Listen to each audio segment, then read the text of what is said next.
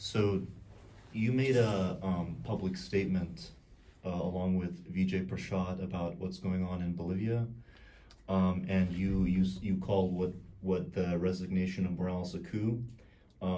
Why is it important that we call it what happened a coup? Well, I should clarify. It's Vijay's statement. I was one of the signers, Okay. with some reservations, actually.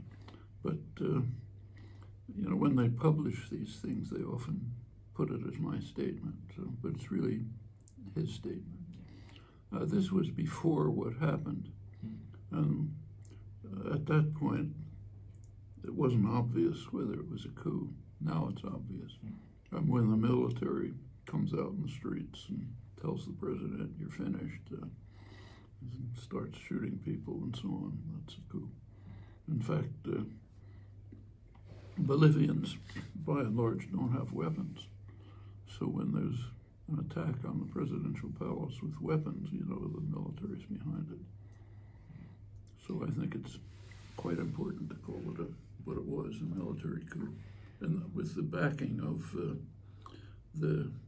Bolivia is sort of split between an indigenous majority up in the hills, mostly, and the rich, mostly white population in the lowlands.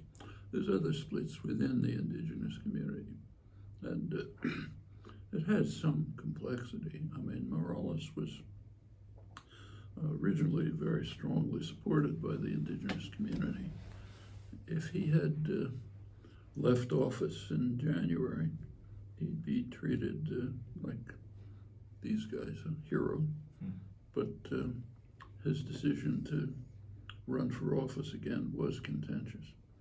And he had also, 2012, carried out infrastructure programs that were pretty strongly opposed by large parts of the indigenous community. So he had lost some of his support, and it was split. But that's no justification for a military coup. Yeah, the OAS went as far as to condemn the most recent election as illegitimate.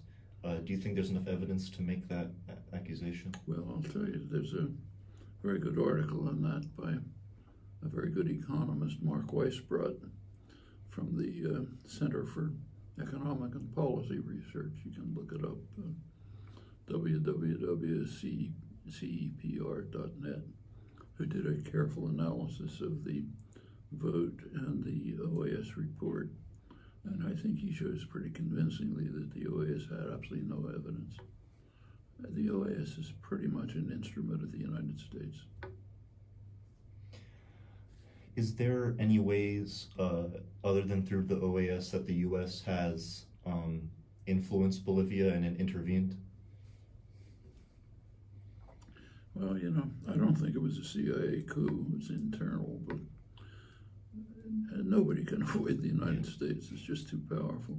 And of course, the U.S. openly supported it. There's no question about that.